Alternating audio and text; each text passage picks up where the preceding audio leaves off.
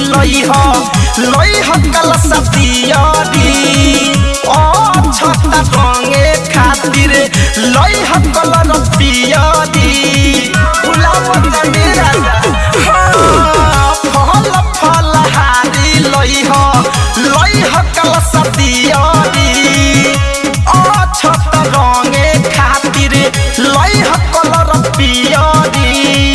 पूजा के समान संगे बनवा के पतावा न भूलई हो सोइया न भूलई हो ए राजा जी लाल लाल चुनरिया ले ले आई हो सैया लाल लाल चुनरिया ले ले आई जय जय मैया जय जय मैया।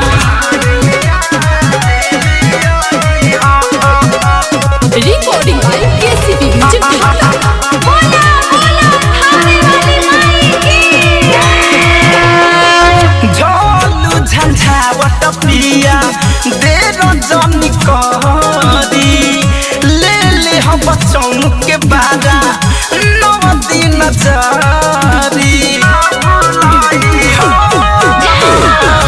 झोलू झंझावट पिया दे रजनी करी ले ले हम बच्चों के बारा नौ दिन जारी